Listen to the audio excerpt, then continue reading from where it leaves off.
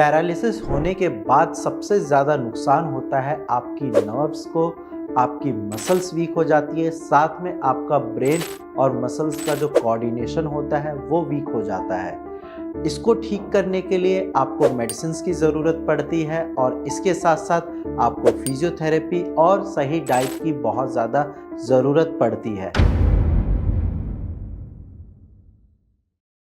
Hello and नमस्कार, मैं doctor Himanshu Parashar. आज इस वीडियो में आपको बताऊंगा कि पैरालिसिस पेशेंट की रिकवरी को और तेज कैसे किया जा सकता है। ऐसे कौन सी चीज़ें हैं जिनको अगर आप अपनी डाइट में शामिल करते हैं तो आपकी पैरालिसिस की रिकवरी फास्ट हो जाएगी। तो इस वीडियो को आप लास्ट तक देखिए और जो चीज़ें मैं बताऊंगा उसको अपनी डाइट में ज़रूर शामिल करें अगर आपको जल्दी ठीक होना है तो चलिए वीडियो को स्टार्ट करते हैं। सबसे पहली चीज जो आपको अपनी डाइट में शामिल करनी है मॉर्निंग के ब्रेकफास्ट में वो है स्प्राउट्स, यानी कि अंकुरित मूंग और चने। जब आप स्प्राउट्स का इंटेक रेगुलर बेसिस पे करोगे तो उससे ये फायदा होगा कि आपका प्रोटीन इंटेक बढ़ेगा।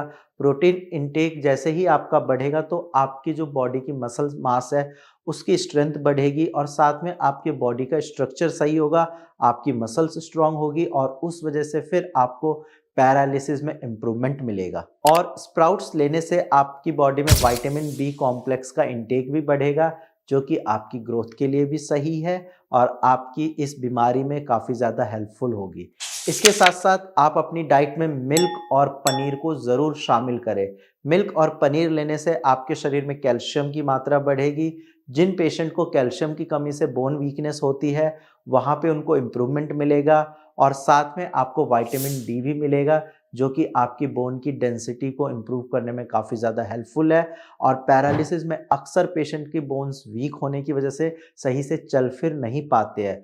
तो फिर अगर आप मिल्क और पनीर को रेगुलर बेसिस पे अपनी डाइट में शामिल करते हैं तो आपका बोन स्ट्रांग होगा, बोन की डेंसिटी सही होगी और आपको पैरालिसिस में इम्प्रूवमेंट मिलेगा। नेक्स्ट है फिश। जी हाँ, अगर आप नॉन वेजिटेरियन हैं तो आप अपनी डाइट में फिश को ज़रूर शामिल करें। फिश में ओमेगा 3 फैटी एसिड होता है जो कि आपकी बॉडी के लिए बहुत ज़्यादा ज़रूरी है, आपकी ग्रोथ के लिए सही है, आपकी मसल्स स्ट्रांग होगी और आपको पैरालिसिस में काफ़ी आराम मिलेगा। नेक्स्ट डाइट है केला और पपीता, यानी कि बनाना और पपाया। जब आप केला और पपीता अपनी डाइट में इंक्लूड करोगे तो फिर आपका डाइजेशन सही होगा और डाइजेशन के साथ साथ आपको पोटेशियम की जो कमी है वो भी पूरी होगी और आपकी जो बॉडी में पैरालिसिस की वजह से वीकनेस है उसमें काफ़ी आराम मिलेगा। बहुत सारे पेशेंट को मैंने ओपीडी में देखा है कि पैरालिसिस में उनको कब्ज की दिक्कत हो जाती है, लेकिन अगर आप पपीता रेगुलर खाते हैं तो एक तो आपको कब्ज की प्रॉब्लम नहीं होगी, साथ में अगर आप बनाना भी लेते हैं तो पोटेशियम की मात्रा भी सही रहेगी और आपकी रिकवरी और जल्दी होगी। नेक्स्ट है आपको ड्राई फ्रूट्स अपनी डाइट में इंक्लूड करने हैं, खासकर बादाम और अखरोट। बादाम और अखरोट आपकी ब्रेन हेल्थ के लिए बहुत ज़्यादा ज़रूरी है क्योंकि जब तक ब्रेन आपका सही सिग्नल नहीं देगा बॉडी कमांड फॉलो नहीं करेगी।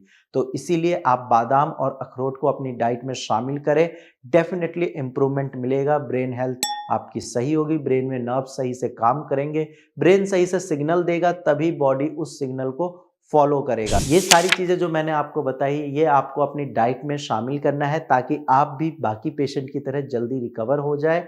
और इसके साथ साथ आपको फिजियोथेरेपी रेगुलर करनी है, अपनी होम्योपैथिक मेडिसिन टाइम से लेनी है और कोशिश करिए फिजियोथेरेपी के अलावा अगर आप एक्सरसाइज कर पाते हैं, योगा कर पाते हैं तो डेफिनेटली करें, बहुत जल्दी रिकवरी मिलेगी।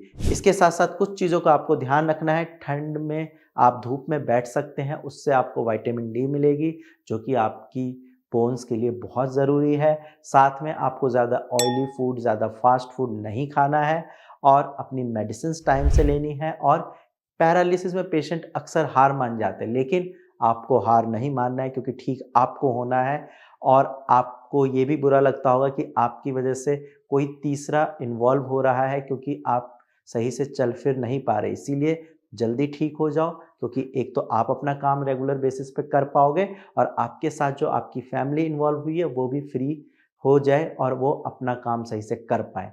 तो इसीलिए अगर आप चाहते हैं ठीक होना तो ये सारी चीज़ें अच्छे से फॉलो करिए। बाकी आज की वीडियो में इतना ही, धन्यवाद।